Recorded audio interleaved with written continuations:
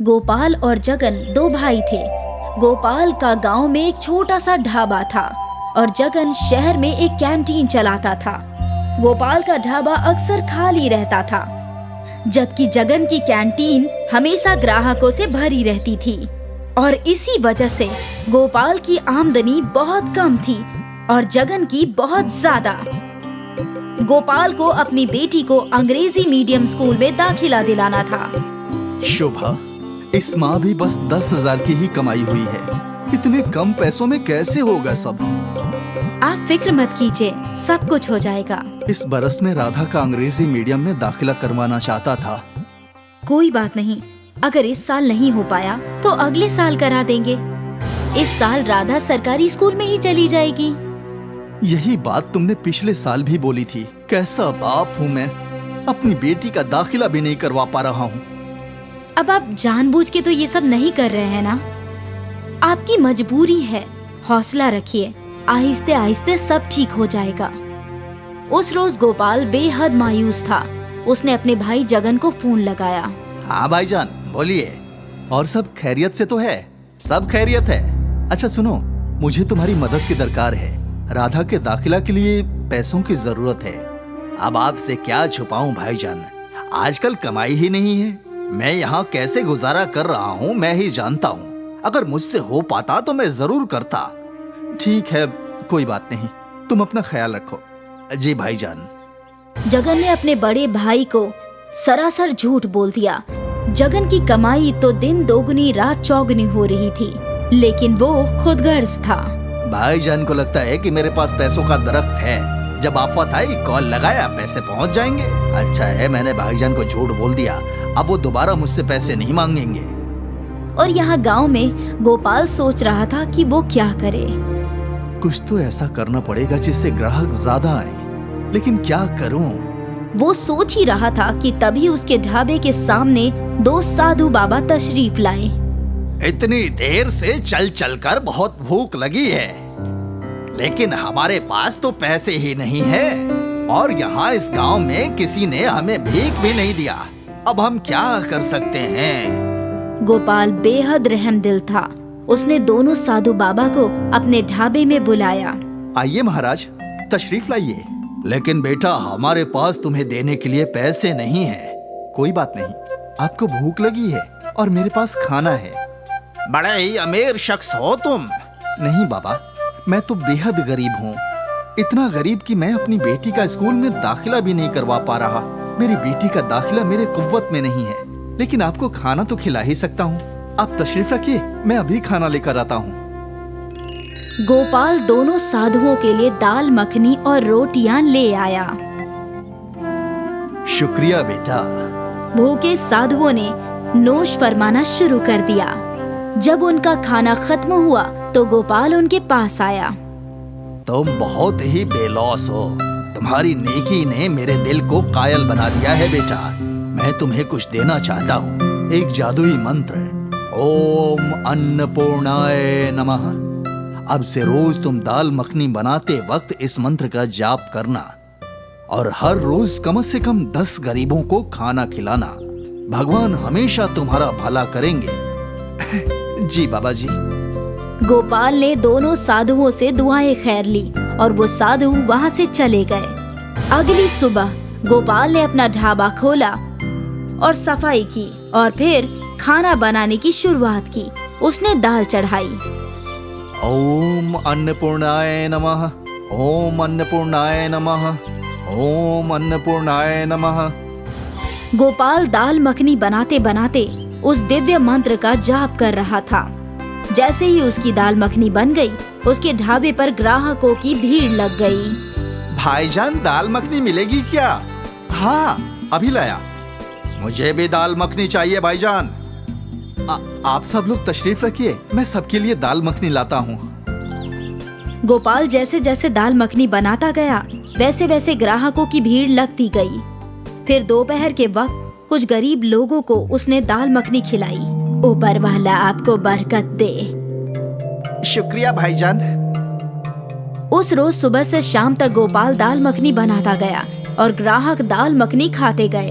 आज शाम को जब गोपाल ने अपना ढाबा बंद किया तो कमाए हुए पैसों को देखकर वो खुद हैरान था। एक ही रोज में 10,000 रुपये, बाप रे। वो खुशी खुशी घर गया और अपनी बीवी शोभा को सब कुछ बता दिया। उन साधुओं ने तो हमारी सारी मुश्किलें हल कर दी। अगर ऐसा ही चलता रहा तो राधा का दाखिला जल्द ही हो जाएगा अंग्रेजी मीडियम स्कूल में। हाँ बेशक। अगले रोज भी वही हुआ।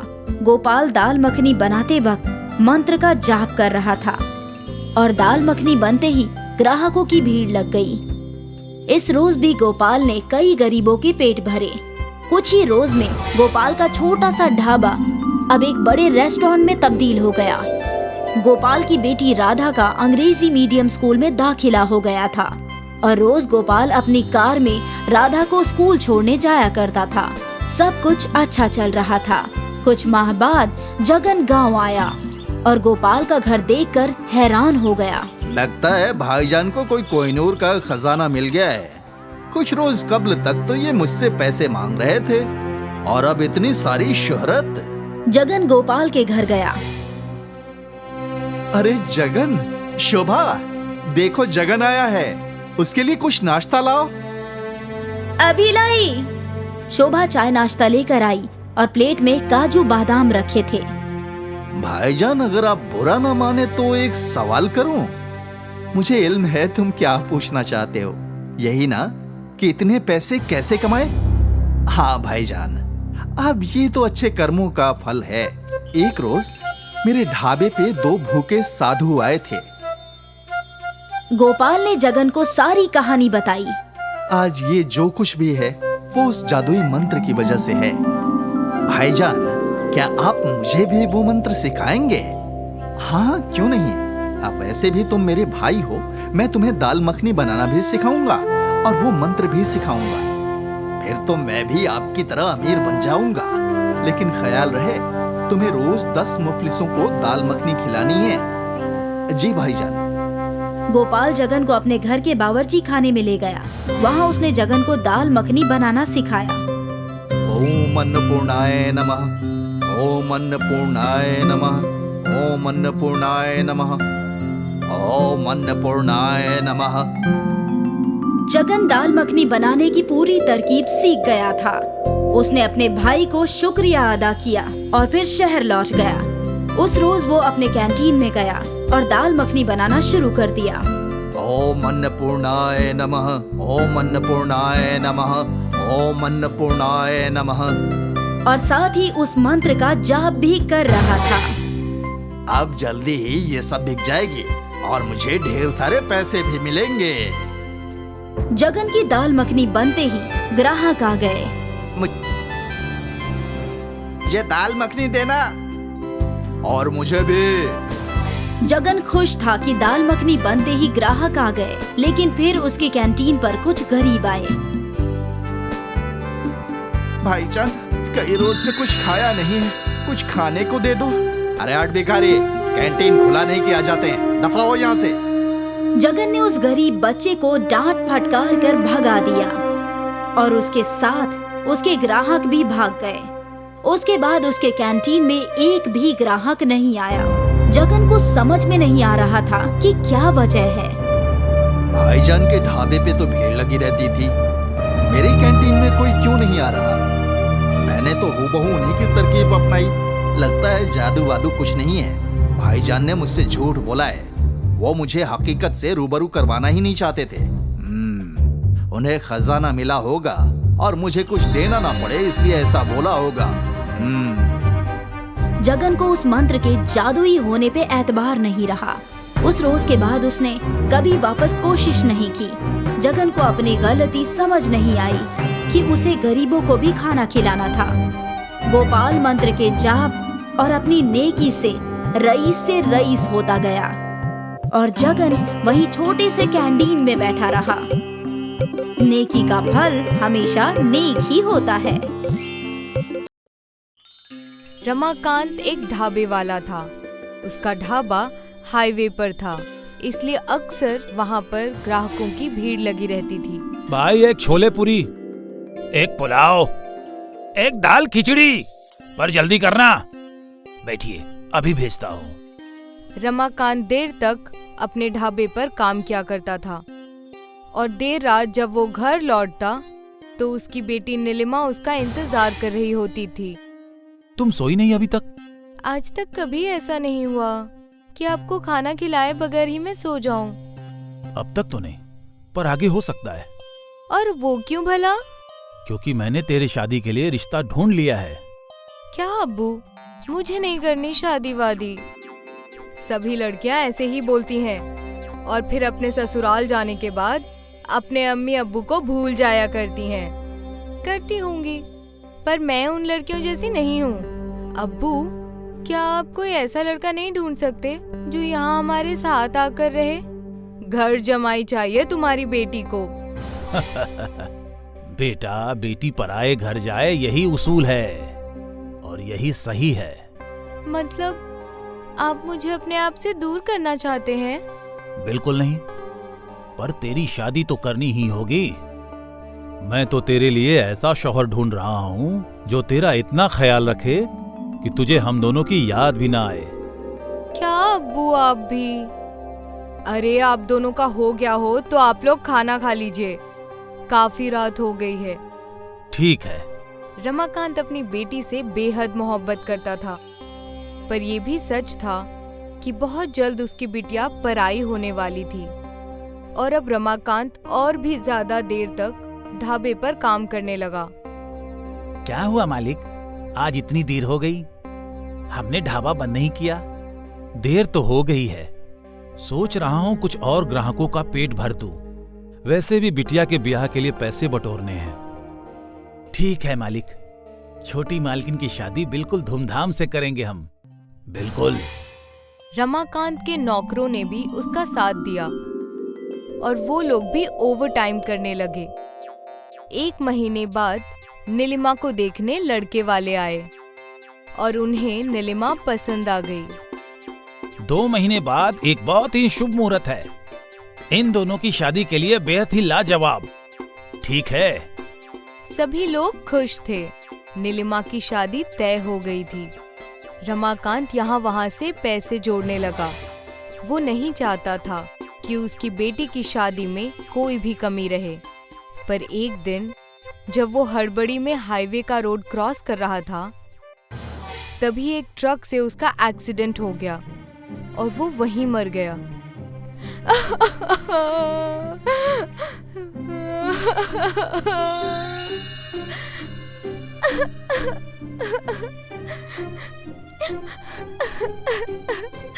जिस घर में डोली उठने वाली थी, उस घर में अब्बू की अर्थी उठी। सरिता और नीलिमा के जीने का सहारा ही चला गया। कुछ दिनों बाद किशोर रमाकांत के घर आया। भाभी, रमाकांत भाई ने मुझसे 2 लाख रुपए उधार लिए थे। कहा था बिटिया की शादी है, बाद में लौटा दूंगा। अब वो तो नहीं रहे, अब मेरे पैसे कौन लौटाएगा? उन्होंने मुझे इस बारे में कुछ नहीं बताया। वो सब मुझे नहीं मालूम। अब ये बताइए कि मेरे पैसे कौन लौटाएगा? मैं लौटाऊंगी। मेरे पिताजी का सारा कर्ज मैं लौटाऊंगी। आप मुझे बस 6 महीने की मोहलत दे दीजिए। ठीक है बेटा, मैं 6 महीने के बाद वापस आऊंगा, पर तब तक पैसों का इंतजाम कर लेना। सरिता ने अपना सर पकड़ लिया।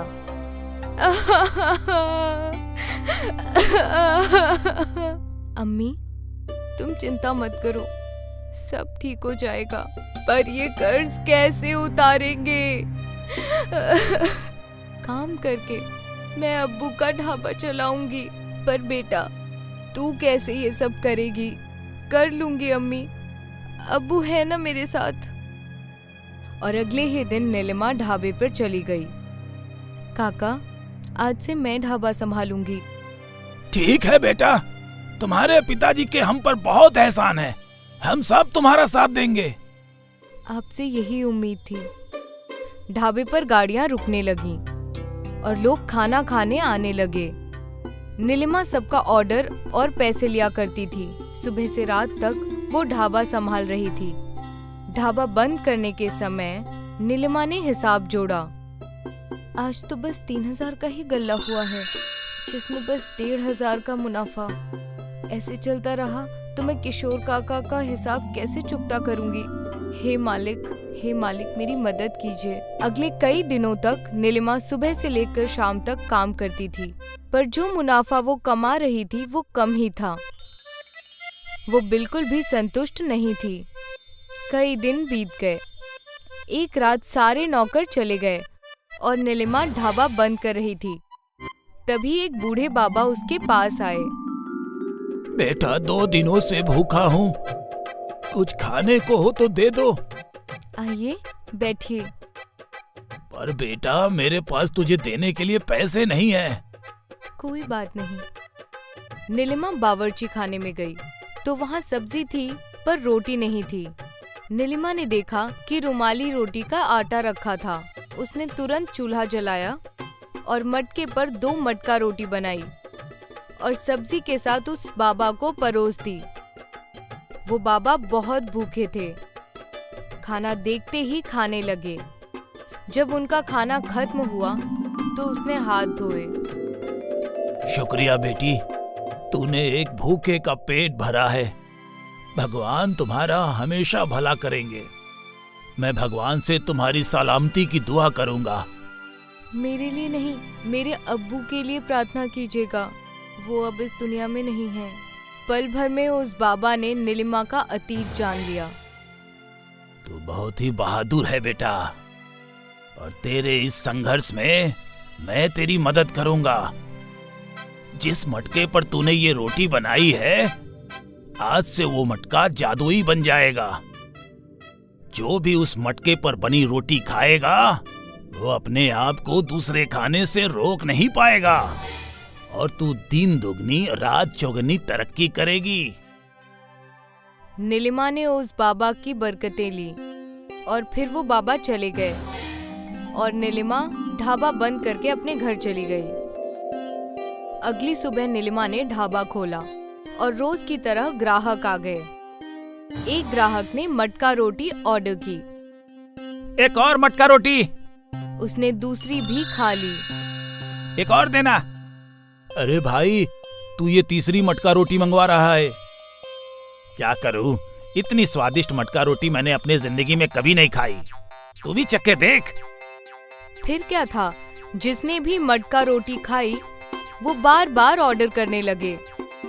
दिन भर मटके पर रोटियां बन रही थी। रात में जब नीलिमा ने पैसे गिने तो वो हैरान रह गई। एक ही दिन में उसकी कमाई 10 गुना बढ़ गई थी। आज का मुनाफा 15,000। वो खुशी खुशी घर गई और अपनी अम्मी को सब कुछ बताया। बेटा, पर ऐसे कैसे? माँ, ये सब बाबा की बरकतें हैं। उनके आशीर्वाद से वो मटका जादुई मटका बन गया है। बहुत जल्दी ही अब्बू का कर्ज चुकता हो जाएगा। भगवान का लाख लाख शुक्रिया। अब नीलिमा खुश थी। वो खुशी खुशी ढाबे पर काम कर रही थी। 1 महीने बाद किशोर नीलिमा के ढाबे पर आया। बेटा, तुझे याद है ना, 1 महीने हो गए। जी काका, याद है। नीलिमा ने गल्ले से 2 लाख रुपए निकाले और काका को दे दिए। ये रहे आपके पैसे। इतनी जल्दी? तूने इतनी जल्दी इतने सारे पैसे कैसे कमाए? मालिक की कृपा से। नीलिमा ने किशोर के कान में जादुई मटके का राज बताया। बस तब से ढाबा चल पड़ा है और आमदनी भी बढ़ गई है। अच्छी बात है। तू वैसे ही तरक्की करती रह। मेरी बरकतें हमेशा तेरे साथ रहेगी।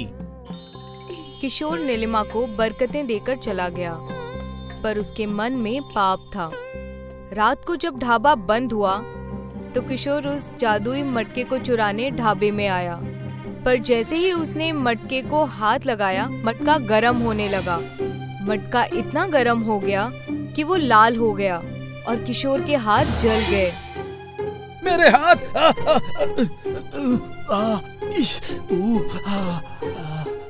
किशोर को अपने लालच की सजा मिली।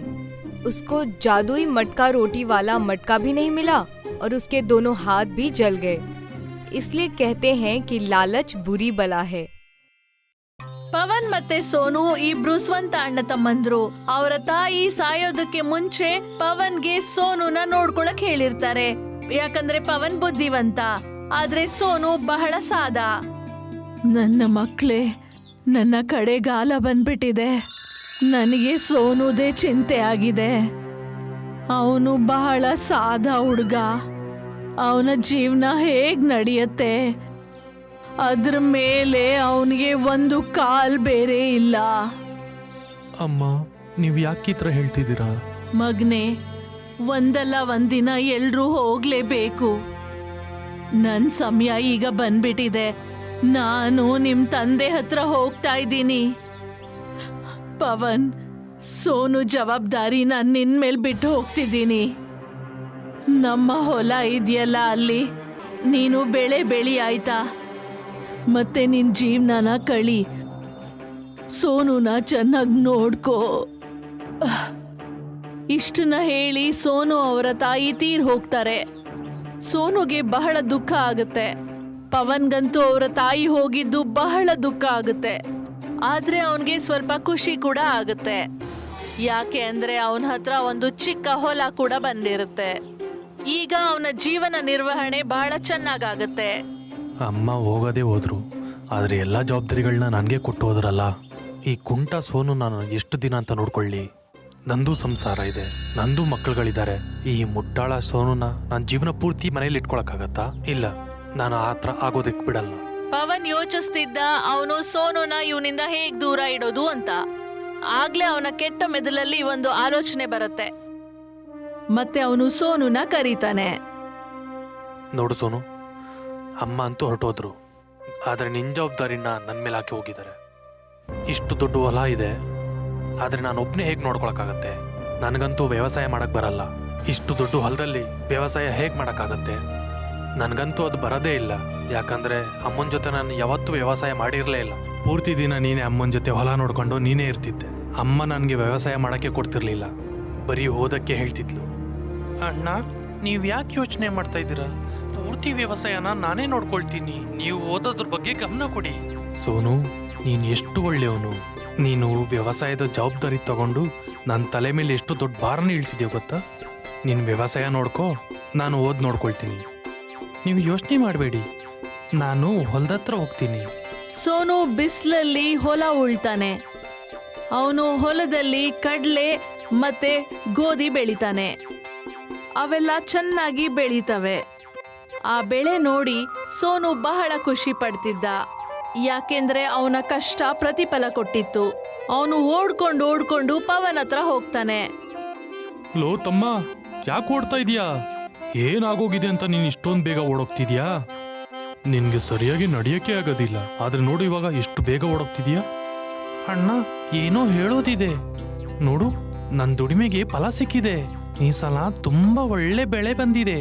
ಗಾಳಿಲಿ ಚಿನ್ನದ ತರ ತೇಲಾಡ್ತಿದೆ. ಈ ವರ್ಷ ಕಡಲೆ ಮತ್ತು ಗೋಧಿ ತುಂಬಾ ಚೆನ್ನಾಗಾಗಿದೆ. ಹೌದಾ? ನಿಜವಾಗ್ಲೂ? ಪವನ್ ಅವನ ಹೊಲದಲ್ಲಿ ಗೋಧಿ ಮತ್ತೆ ಕಡಲೆ ಬೆಳೆ ನೋಡಿದಾಗ ಬಹಳ ಖುಷಿ ಪಡ್ತಾನೆ. ಮತ್ತೆ ಅವನ ಮನ್ಸಲ್ಲಿ ಆಸೆ ಬಂದ್ಬಿಡುತ್ತೆ.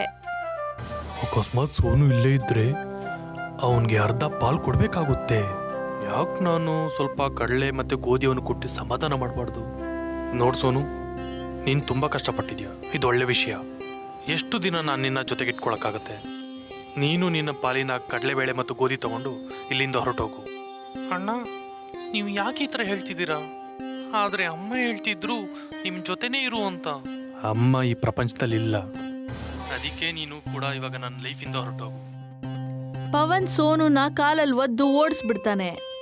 ಸೋನು ಬೇಜಾರಾಗಿ ಒಂದು ನದಿ ದಡದಲ್ಲಿ ಕೂತ್ಕೊಳ್ತಾನೆ. ಆಗ ಅವನ ಸ್ನೇಹಿತ ಅನಿಲ್ ಅಲ್ಲಿಗೆ ಬರ್ತಾನೆ. ಮತ್ತೆ ಅವನು ಯಾಕೆ ಬೇಜಾರಾಗಿದ್ಯಾ ಅಂತ ಕೇಳ್ತಾನೆ.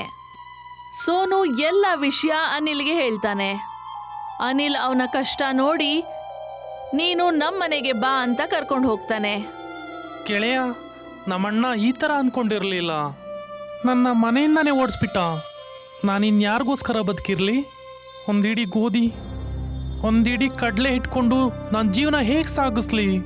ತಪ್ಪು ಅಣ್ಣೊಂದು ಕೂಡ ಅಲ್ಲ. ನನ್ನಂಥ ಕುಂಟನ್ನ, ಬುದ್ಧಿ ಇಲ್ದಿರೋನ್ನ ಅವನಾದರೂ ಹೇಗೆ ಜೊತೆಗಿಟ್ಕೊಳ್ತಾನೆ? ನೀನು ಯಾಕೆ ಯೋಚನೆ ಮಾಡ್ತಿದ್ಯಾ? ನೀನು ಪೆದ್ದ ಅಲ್ಲ, ಬಹಳ ಒಳ್ಳೆಯವನು. ಮತ್ತೆ ಎಲ್ರಿಗೂ ಅವ್ರ ಯೋಗ್ಯತೆ ಬಗ್ಗೆ ತಿಳಿದೇ ಇರೋದಿಲ್ಲ. ನಾನು ಮಾಡೋದಾದ್ರೂ ಏನು ಹೇಳು? ನೀನು ಯೋಚನೆ ಮಾಡಬೇಡ, ನಮ್ಮನೆಗೆ ಬಾ. ನಮ್ಮಮ್ಮ ಈಗ ಬೇಳೆ ಪದಾರ್ಥ ಮಾಡಿದ್ದಾರೆ. ಇವಾಗ ಬಾ, ಹೋಗೋಣ ನಾವಿಬ್ರು. ಸೋನು ಎಷ್ಟೇ ಬೇಡ ಅಂದ್ರೂ ಕೂಡ ಅನಿಲ್ ಸೋನುನ ಅವನ ಜೊತೆ ಕರ್ಕೊಂಡು ಹೋಗ್ತಾನೆ.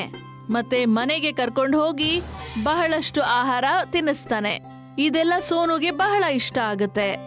ಇದಂತೂ ಬಹಳ ಚೆನ್ನಾಗಿದೆ, ತಿಂತಾನೇ ಇರಬೇಕು ಅನಿಸ್ತಿದೆ. ನಾನು ಇಷ್ಟು ಒಳ್ಳೆ ಊಟನ ಯಾವತ್ತೂ ಮಾಡಿರಲಿಲ್ಲ. ನನ್ನ ತಲೆಯಲ್ಲಿ ಒಂದು ಉಪಾಯ ಇದೆ. ನೀನ್ ಯಾಕೆ ಈ ಬೇಳೆ ಮತ್ತು ಗೋಧಿನ ಬೇಳೆ ಪದಾರ್ಥ ಮಾಡೋದಕ್ಕೆ ಉಪಯೋಗಿಸ್ಬಾರ್ದು? ಅಂದ್ರೆ ನಾನು ಈ ರೀತಿ ಮಾಡ್ಬೋದಾ? ನನ್ನ ಹತ್ರ ಯಾವುದೇ ಜಾಗನೂ ಇಲ್ಲ.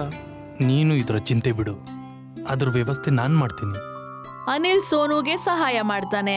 ಮತ್ತೆ ಅವನ ಸಹಾಯದಿಂದ ಬೇಳೆ ತಿಂಡಿ ಪದಾರ್ಥಗಳನ್ನ ಮಾಡ್ತಾನೆ.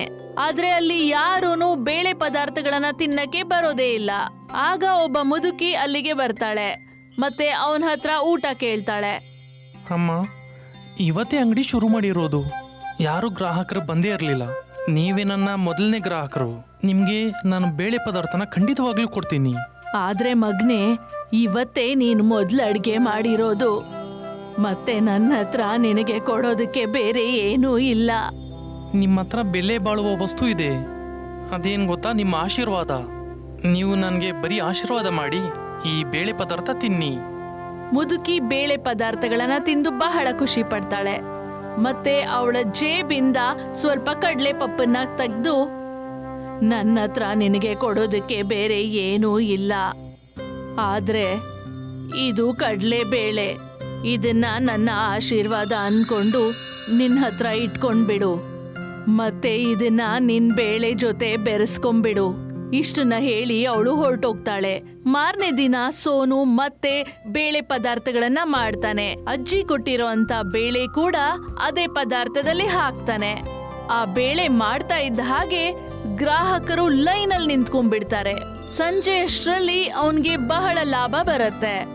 ಅವನ್ಗೆ ಇದ್ರ ಬಗ್ಗೆ ವಿಶ್ವಾಸನೇ ಆಗಲ್ಲ. ನನಗಂತೂ ನಂಬೋಕೆ ಆಗ್ತಿಲ್ಲ, ಒಂದೇ ದಿನದಲ್ಲಿ ಇಷ್ಟೊಂದು ಲಾಭ ಆಯ್ತಲ್ಲ. ನಿನ್ನೆ ರಾತ್ರಿವರೆಗೂ ಒಬ್ರು ಗ್ರಾಹಕರು ಬಂದಿರಲಿಲ್ಲ.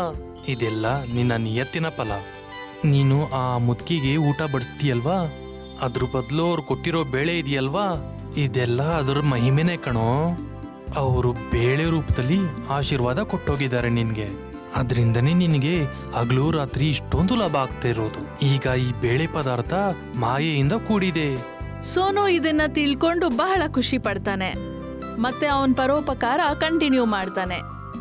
ಬೇಳೆ ಪದಾರ್ಥ ಎಲ್ರಿಗೂ ತಿನ್ಸಿದಾದ್ಮೇಲೆ ಸಂಜೆ ಬೇಳೆ ಪದಾರ್ಥ ಉಳಿದಾಗ ಅವನು ಅದನ್ನ ತುಂಬಾ ಬಡವರು ಯಾರ ಮನೇಲಿ ಒಲೆನೆ ಉರ್ಸಿರಲ್ವೋ ಅಂತವ್ರಿಗೆ ಹಂಚ್ತಾನೆ.